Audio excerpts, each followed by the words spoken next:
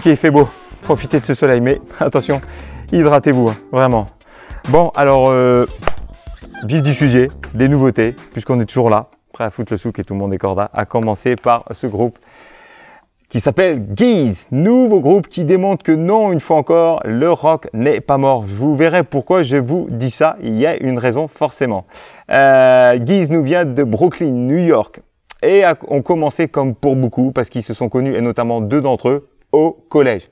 Oui, rien de bien voilà, fascinant, mais c'est comme ça souvent que les groupes se montent. Alors on a Cameron Winter et Max Bassine, voilà, donc Cameron auteur parolier, et puis Max Bassine batteur. Alors qui veulent au début non pas former un groupe de musique, mais qui veulent former en fait un studio pour avoir leur propre label. Mais comme ils ne savent pas du tout comment s'y prendre et comme ils n'y connaissent rien aux techniques d'enregistrement, eh bien évidemment, ils vont former donc ce groupe Made in New York. Alors trois amis à eux vont les rejoindre, donc deux guitaristes et un bassiste. Ils sont donc 5, ils ont des couples de hippies.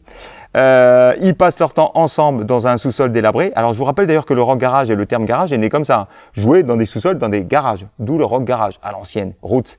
On met des draps sur les amplis, voilà, pour insonoriser. D'ailleurs je vous rappelle que même moi quand j'étais jeune j'avais un groupe. Si vous voulez insonoriser un petit studio, vous mettez des boîtes 2 au mur, ça insonorise. Ah, tout le monde a fait ça, David, on est d'accord. Donc voilà, les amplis tiennent miraculeusement. Voilà, ils sont fans de rock à papa. Il n'y a pas de honte, hein, Led Zeppelin, les Pink Floyd, hein. Certains vont se reconnaître. Et en 2017, donc ils publient et ils balancent un premier album sur Internet, sur le net. Et voilà, la sauce ne prend pas. Personne ne fait attention à Geese. Ils récidivent avec un deuxième EP. Même donne, personne ne fait attention à eux. Alors, avant de se quitter, puisqu'ils vont se quitter après le lycée pour éventuellement des études supérieures, ils disent que pour ne pas avoir vécu ça et ne pas avoir fait tout ça pour rien, on va essayer quand même de continuer à jouer ensemble, faire un dernier enregistrement dans leur fameux sous-sol. Et puis donc là, une fois là, comme quoi le miracle et comme quoi tout peut arriver, ils balancent donc un titre qu'on va écouter après, qui s'appelle Low Era, et là, pendant 2020, donc pendant le confinement. Et là, bien évidemment, un producteur va tomber sur ce titre et il veut absolument les commercialiser, les manager. Geese donc signe chez Partizan, qui est un label indépendant de rock. Et derrière, donc, chez Partizan, qui on retrouve, à chaque fois je les cite, mais on ne peut pas passer à côté de Fountain DC. Donc on est dans le punk, post-punk, voilà. On ne peut pas passer à côté de Idols, puisqu'ils sont aussi chez ce même label, Partizan. On ne peut pas passer, alors, premier, deuxième album, troisième album des Idols, souvenez-vous, je vous en avais parlé. Alors aujourd'hui, toute la presse est unanime pour dire que Geese, justement, ce sont les nouveaux rockers et qu'on ne peut pas passer à côté de nouveaux groupes à la mode. Alors certes, il y a des références évidentes. Une d'entre elles, The Strokes. Alors pour ceux qui n'ont pas encore écouté cet album, tellement j'en avais parlé, ne passez pas à côté des albums de Strokes et notamment de celui-ci qui est donc le dernier. Entre autres. Mais il découvre aussi toute la scène, ce qu'on appelle mat rock, c'est-à-dire une espèce de rock répétitif, post-punk, psyché. Donc ça va de Yes, pour les plus anciens, à Animal Collective. Mais ça va aussi de King Gizzard, je vous les ai déjà cités plusieurs fois, Squid, je vous en ai aussi déjà parlé, et aussi surtout de Black Midi. Black Midi, qui est pareil, qui est un rock un peu expérimental, assez répétitif, que je vous conseille, et je vous en avais aussi déjà parlé.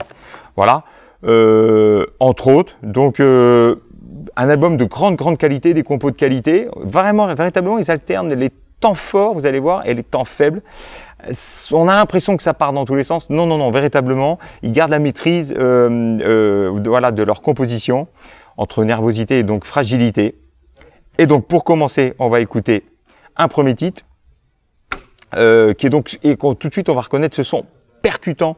Moi je trouve qui est donc synonyme de ce son rock des années 2000, une entrée voilà, en matière et qui pose des bases de ce son Geese.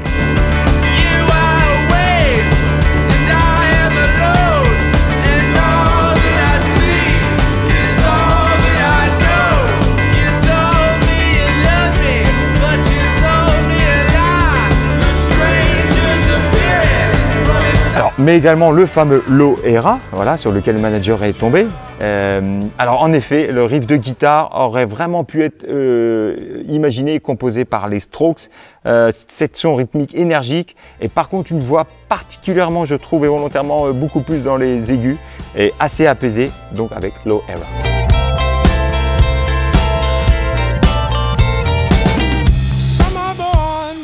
psychic inflection, catastrophic when they go in the street, because the people like you. Alors en effet, avec celle qui suit, Fantasies Survival, alors même là, même constat, c'est encore plus flagrant même que sur la précédente, référence aux Strokes, mais c'est tellement efficace.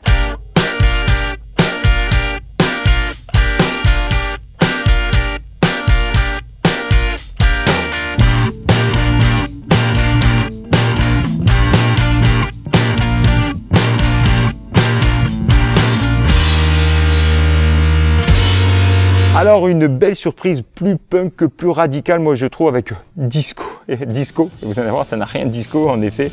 Et c'est plus en effet Fontaine DC.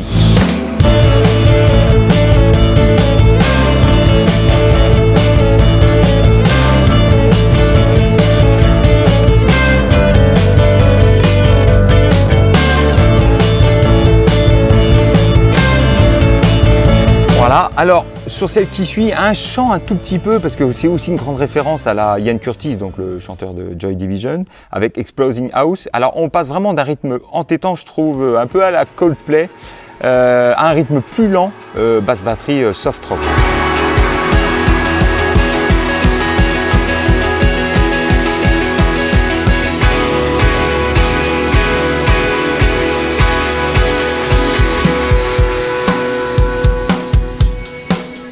Voilà, et donc on finit avec un post-punk mat rock, comme je viens de vous en parler, un peu plus groovy avec Opportunity is Knocking.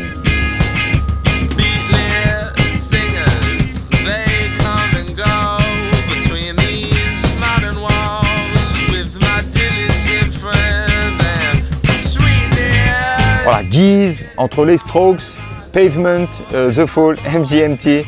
Et les Arctic Monkeys, et je vous verrai pourquoi je vous parle des Arctic Monkeys, vous avez dit que je vous en reparlerai. Non, le rock n'est pas mort, je le fais exprès. Vous verrez pourquoi. Alors, on passe tout de suite avec quelque chose de complètement différent, qui est donc Kate Eaton, voilà, qui est native de Cardiff, pays de Galles, installée en Angleterre, à Sheffield, et aujourd'hui on la retrouve du côté de Londres. Alors, elle joue un petit peu de piano, un peu de guitare, mais c'est pas ce qui nous intéresse, et notamment c'est plutôt sa voix, on va l'écouter. Alors, elle a enregistré ce deuxième album, Talk to Me, un grand classique pour moi de la soul blanche, ce qu'on appelle aussi la Blue Eyed Soul, je vous en ai déjà parlé. Blue Eyed Soul pour faire le pendant en fait de la black music, et c'est dans ce domaine d'ailleurs qu'elle excelle beaucoup plus. C'est pas la peine qu'elle s'attaque aux musiques noires, vraiment, là elle excelle dans la Blue Eyed Soul, la soul blanche made in UK. Un son donc très british, moi je trouve, un poil de R&B, de soul, un peu jazzy parfois. Voilà, elle s'est fait connaître en 2017 donc à des nombreux singles. Alors eux mis sur internet, mais pour elle ça a fonctionné, contrairement à Geese. Et surtout grâce à la BBC Radio et d'autres même radios hollandaises. Alors elle est fan de Janis Joplin, mais elle est aussi fan de Suzanne Tedeschi, que je vous conseille, une chanteuse de blues. Elle a tout concocté avec son producteur Nick Atkinson, mais qui est aussi son mari. Donc bien évidemment, ils se connaissent tellement que ça fonctionne et que les compositions sont aussi de cette qualité. Alors on retrouve aussi, moi je trouve des inspirations comme certaines de ses consoeurs, et vous allez voir, peut-être que vous avez écouté, c'est magnifique comme tout. Rumor, j'aime beaucoup cette espèce de pop soul made in Angleterre. On retrouve aussi un petit peu de Yola, donc produite par Dan Auerbach. Voilà. On retrouve aussi un peu cette classe et cette folk de Carole King. Si vous ne connaissez pas cet album, je vous le conseille, notamment il y a You've Got a Friend, écrit, co-composé avec James Taylor, qui est magnifique comme tout. Voilà pour les références de ses consoeurs anglo-saxonnes. Alors oui, on est dans une sweet soul et pop, qui lorgne du coup aussi un peu du côté de ce qu'on appelle la pop soul californienne, pop West Coast. Et moi j'y retrouve un petit peu, alors là c'est le pendant féminin avec elle, mais moi j'y retrouve de ce groupe-là, Young Gun Silver Fox. Je vous en ai déjà parlé, chez le label Légère. Deuxième album. Pourquoi je vous montre cet album-là? Alors, parce qu'on retrouve ici, là, sur la droite, Andy Platz. Voilà, il y a aussi Shawn Lee. Si vous ne connaissez pas Shawn Lee, écoutez ses albums. Alors, il a les cheveux longs, un peu à l'indienne, là, mais véritablement, ses albums sont magnifiques. Alors, Andy Platz, pourquoi? Parce qu'il est aussi à la tête de ce groupe-là, Mama's Gun. Et on est aussi un peu dans cet état d'esprit. Pourquoi? Puisque donc Kate Eaton a aussi travaillé avec Andy Platz au préalable. Voilà pourquoi. Une vraie identité musicale, moi je trouve. Un chant qui transporte, habile, ensoleillé. Alors, On aura envie de tout écouter, mais donc c'est pas possible. On va tout de suite commencer avec Barricade. Et donc du coup, tout de suite, cette soul blanche que vous allez écouter, un bon mixage entre la section rythmique, la section cuivre et la voix. C'est équilibré, c'est entraînant, mais ça reste smooth, voilà, à la Shadé. Voilà, un petit côté, voilà, un côté pop aussi, moi je trouve dans la rythmique. Barricade. For one split second before I wake, as I open my eyes, there's a sweet soft silence I dare not break, the fear of what lies behind. I'm in denial, but I know damn well that I'm not over you. C'est chaud quand même, hein. Alors c'est qui suis, j'aime beaucoup moi. Needed a way to say I love you. Non, c'est le titre, en forme de slow, imparable. Une voix, vous allez écouter, jamais forcée, assez naturelle, je pense, un grain voilà, suave, naturellement posé. Petit coup de cœur, premier coup de cœur de cet album.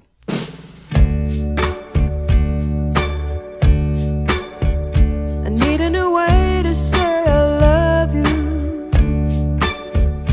Three little words don't seem enough.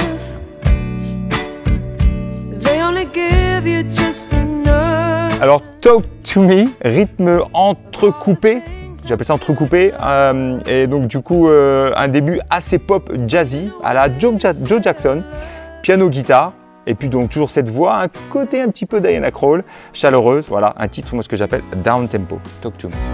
I know I should have read the sign, but now it's clear as day how you hid yourself away. Slow It Down, alors vraiment donc ce jeu de guitare Blue Eyed Soul, des cuivres subtils, un orgue tout autant, des chœurs gospel très très soul.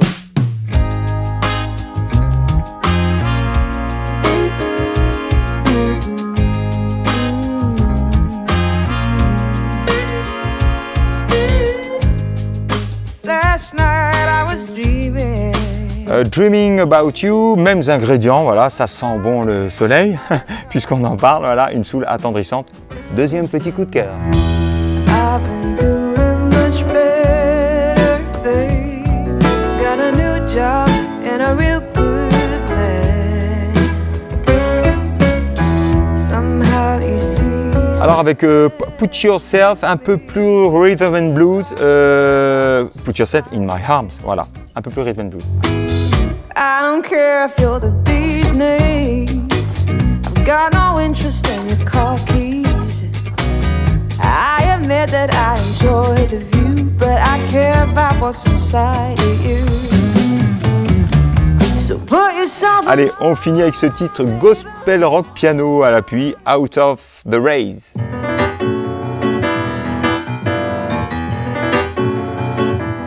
I'm caught in a storm, but I'm out of the rain. I'm going through hell. Toute jeune Kate Eaton, vraiment. Alors, dans la famille Nelson, j'ai demandé Lucas Nelson n'est ni plus ni moins que le fils de Willie Nelson. Alors ici avec son groupe, The Promise of the Real, jamais le terme d'héritage familial n'aura été aussi présent. Pourquoi? Puisque cet album a vraiment été composé en grande partie pendant la pandémie, mais surtout dans le fief et dans la maison familiale à Nashville, donc du papa Willie Nelson. Et produit, alors attention, par le grand, moi j'appelle ça le grand Def Cobb. Qui est Def Cobb? Def Cobb, c'est le producteur, je vous en avais parlé je vais vous expliquer pourquoi, de Dylan Leblanc. J'en avais parlé, passez pas à côté de Dylan Leblanc. Mais c'est aussi le producteur, je vous en avais parlé aussi, de Jason Isbell. C'est aussi le producteur de Robert Randolph, ce joueur de lap steel. Très très bon. Voilà. Def Cobb est aussi le producteur de qui? Puisqu'ils sont cousins, de Brent Cobb. Et je vous conseille cet album, je vous en ai déjà parlé. Country, Americana, folk, très très bon. Voilà pour situer la production. Alors indéniablement, Lucas Nelson a hérité de certains traits de son papa, voilà, une capacité à écrire de belles chansons, de belles mélodies folk, country, Americana. Mais, il y a un mais, pas que, parce que véritablement, il y a vraiment aussi autre chose, et c'est tout le talent du fils. Alors, parce qu'il s'adapte à différents styles.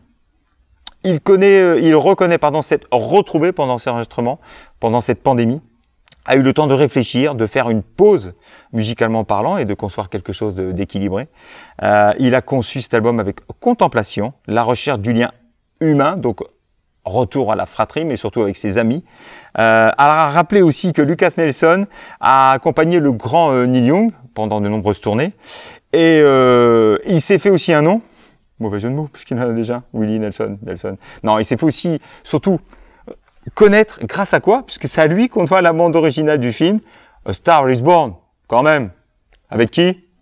Lady Gaga, hein? Et puis Bradley Cooper, hein? Pour les jeunes filles, Bradley Cooper, beau gosse. Non, c'est à lui. Alors bien évidemment, et dedans on entend donc chanter Bradley Cooper qui a beaucoup travaillé sa voix, et notamment aussi Lady Gaga. N'hésitez pas à emprunter et la bande originale et le film de A Star is Born. On voit Lady Gaga sous un autre jour, c'est quand même vraiment pas mal. Alors on va commencer tout de suite avec Perennial Bloom, Back to You, à la frontière entre l'Americana et le rock classique, qui s'appelle aussi le classic rock à l'américaine, assez pop dans sa construction. Summer seed become my perennial bloom. Summer's healing coming soon. And the love between us as I play with you. Throwing Away Your Love, entre la soul et le rock sudiste.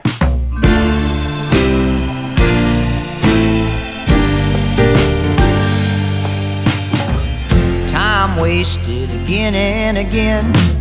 Criminal intentions, I sense a deeply rooted network. A Few Stars Apart. Alors justement, une preuve que Lukas Nelson peut être un caméléon et il s'en va vers d'autres territoires que la folk, puisque là, il se permet une petite mélodie, piano, soul et gospelisante.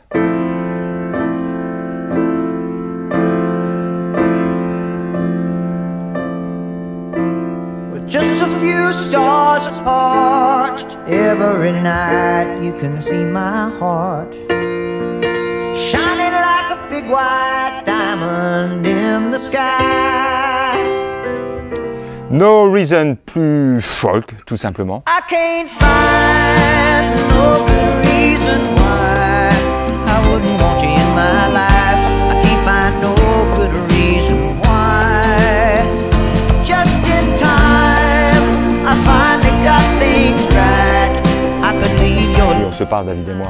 Voilà, ambiance, là pour le coup, country americana, et même dans la façon de chanter, Leave Them Behind. You're gonna waste your house and home, throwing your money away so long. Goodbye to the love you think you know. Gambling woman, don't let your luck run dry your eyes, my baby love. If you really love yourself. Alors, un rock à la Bruce Springsteen, moi je trouve, Wildest Dream. Last thing I remember, we were stumbling down the hall, and we got to my room, and we were just laughing and crawling, and I picked you up and carried you. Voilà, belle écriture. On finit avec Giving You Away, country folk et bluesy soul, apaisant.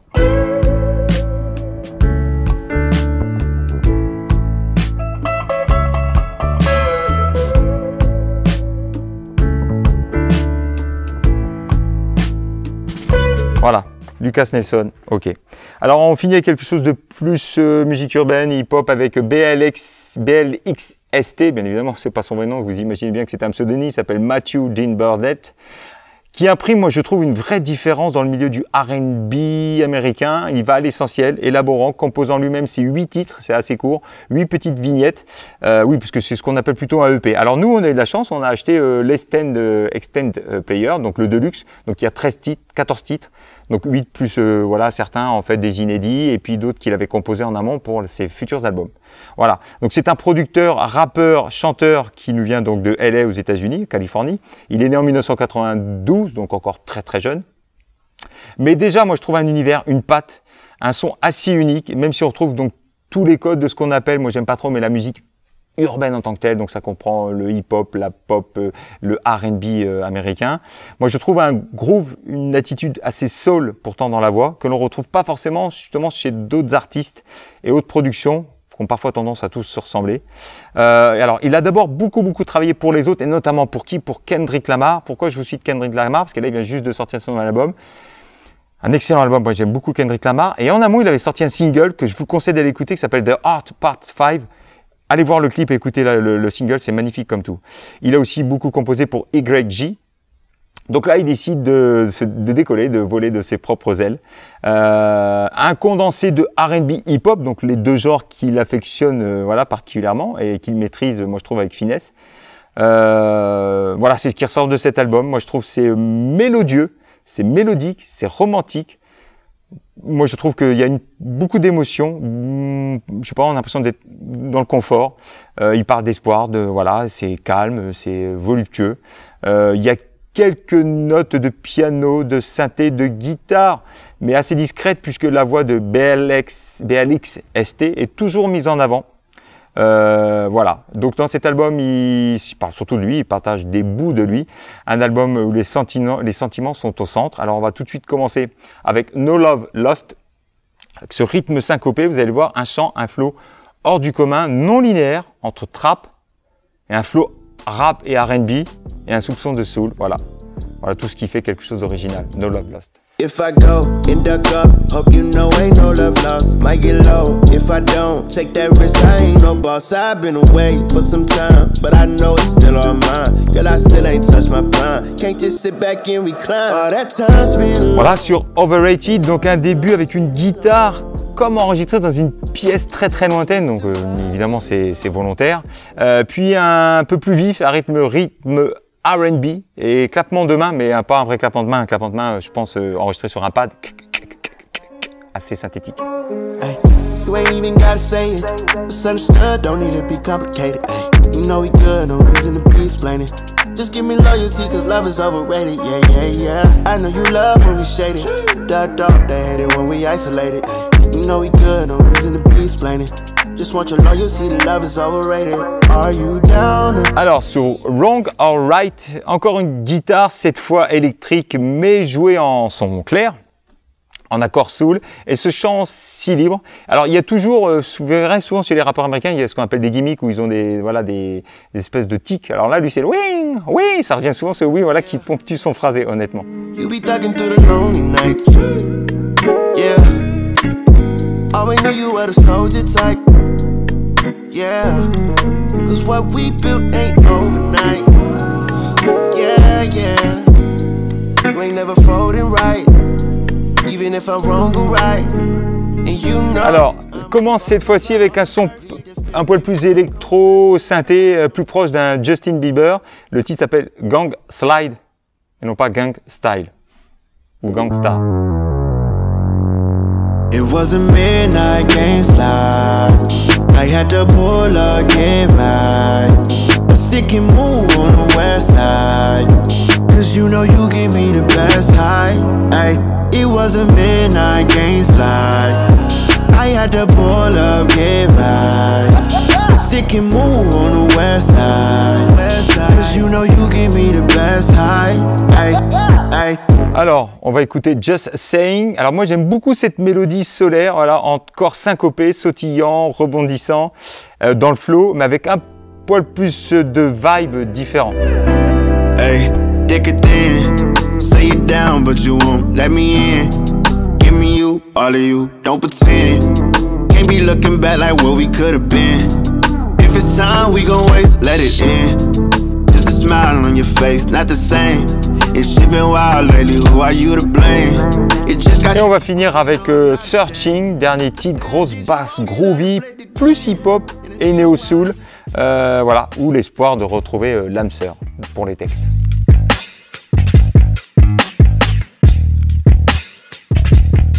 Heard you want a real nigga, not the type to sit up under chill with you, but the type to split the dollar bill with you. Voilà, donc comme je vous le disais, la voix de BLX ST, voilà, toujours au devant. Et alors, chose de dernière minute, parce que je ne devais pas le faire, mais j'ai écouté cet album il y a peu de temps, hier, pour tout vous dire. Moi, que j'aime beaucoup, voilà, parce que c'est du piano. Alors, il faut savoir que Abdullah Ibrahim est un grand pianiste de son vrai nom. Il n'a pas de chance, écoutez bien, Adolphe Jones Brand. Mais bon, il est né en 1934. Donc avant la guerre, voilà. D'ailleurs, on l'appelait d'ailleurs Dollar Brand, qui était aussi le nom d'une cigarette très connue. Il est né en fait au Cap, en Afrique du Sud. Pianiste de renom, donc compositeur de jazz sud-africain. Il va exiler dans les années 60 donc en Europe. Il retournera au Cap en 1968. Il va donc se convertir à l'islam, d'où le nom de Abdullah Ibrahim. Il a donc connu l'apartheid, donc voilà, en Afrique du Sud. Sa musique, moi, je trouve, reflète la complexité de son pays. Ici, enfin pas ici, mais en général, son jeu, on retrouve un petit peu de Thelonious Monk dans la texture sonore. Ici, en fait, il est seul au piano. Voilà, d'où le titre de l'album. Il a 87 ans, solitude. On va écouter quelques extraits. C'est magnifique. Soit pour rester au calme le soir, soit pour se réveiller le matin.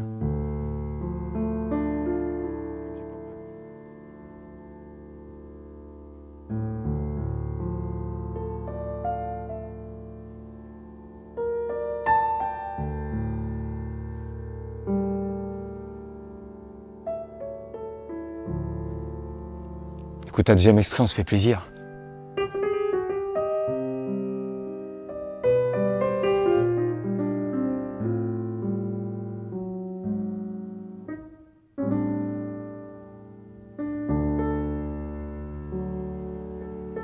Et donc, on finit avec un troisième, et après, on arrête là.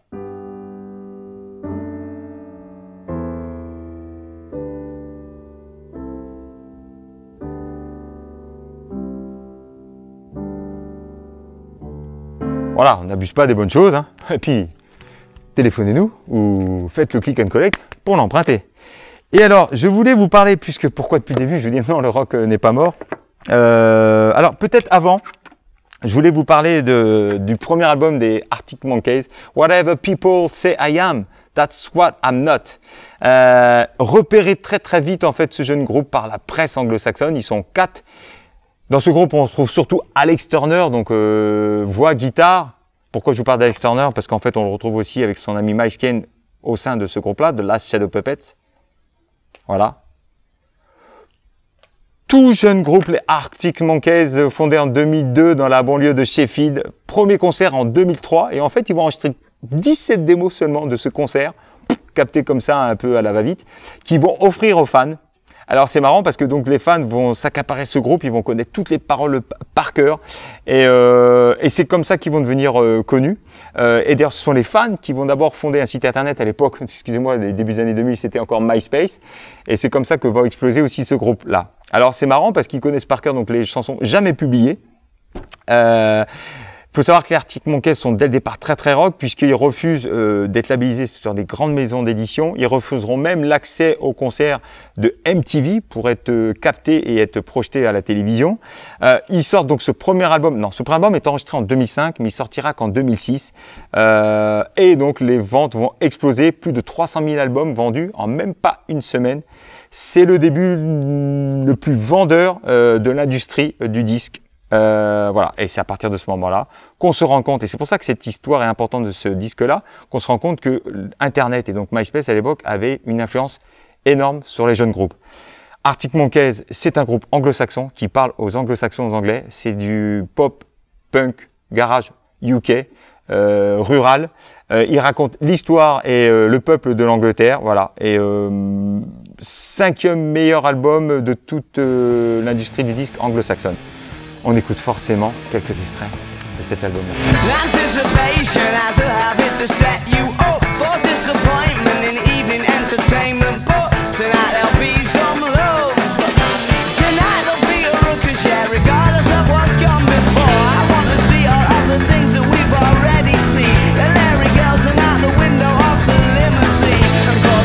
Voilà, encore un petit bout. Hein.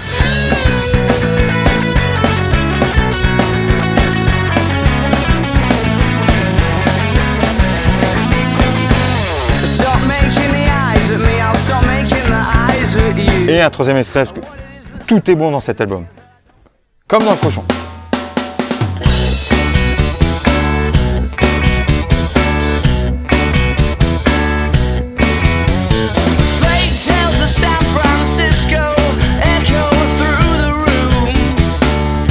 pas que les autres sont pas bons. Si vous ne devez avoir qu'un seul album d'Arctic Monkeys, honnêtement, celui-ci est magnifique comme tout.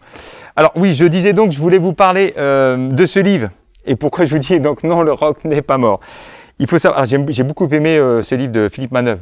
Philippe Manœuvre, Métal Hurlant, c'est celui qui a la tête de rock and folk, voilà, qui a fait Les Enfants du rock.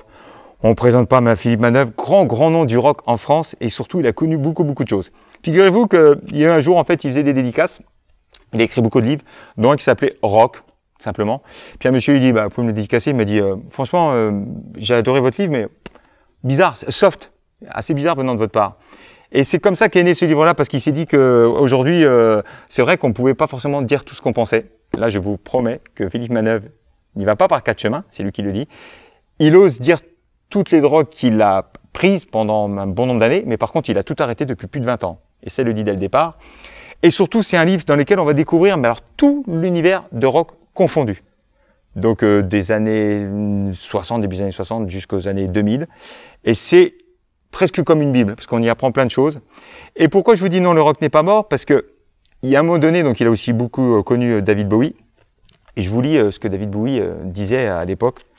Et c'est très intéressant, puisque la culture musicale est très intéressante. Et il ne faut pas passer à côté.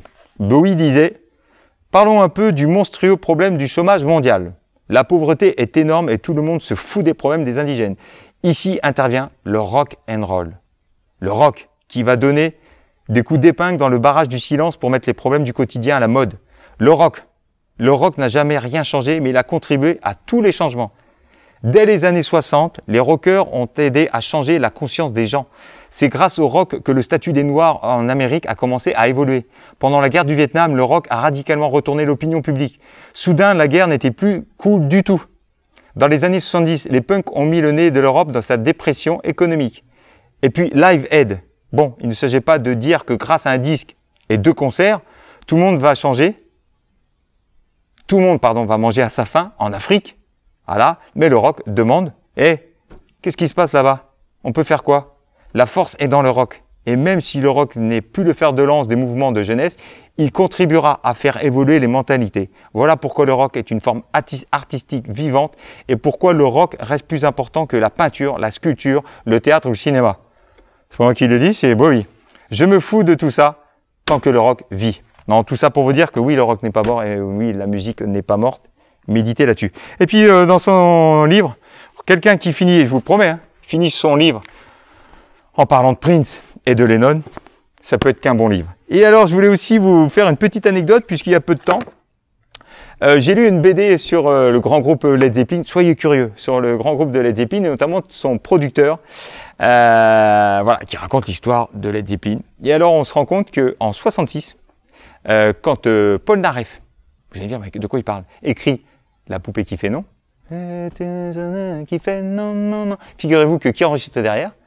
Jimmy Page et John Paul Jones, à la guitare et à la batterie. Oui, c'est ceux qu'on retrouve derrière La poupée qui fait non, premier disque enregistré de Michel Polnareff, qui fera un carton dans le monde entier, ça c'est dit. Il faut savoir qu'il y a aussi une reprise par Jimi Hendrix. Pourquoi? Puisque je rappelle, et soyez encore une fois curieux, parce que Jimi Hendrix a entendu cette chanson quand il est venu en France dès les années 60, puisqu'il faisait les premières parties de Johnny Hallyday. C'est la première fois qu'on voit Jimi Hendrix en France pendant les 5 dates de Johnny Hallyday, et notamment à l'Olympia. Voilà, tout ça pour vous dire qu'il faut lire des choses, essayer d'assembler les choses les unes dans les autres, et soyez curieux de musique et de rock. Rien à voir, mais je vous promets qu'il a été commandé. Ça, c'est voilà, c'est pour vous dire que le dernier album des Black Keys est sorti et que j'aime beaucoup les Black Keys. Alors écoutez aussi les Black Keys. Rock and roll. Et je vous dis à très très vite et on se quitte avec le maître. Kiss.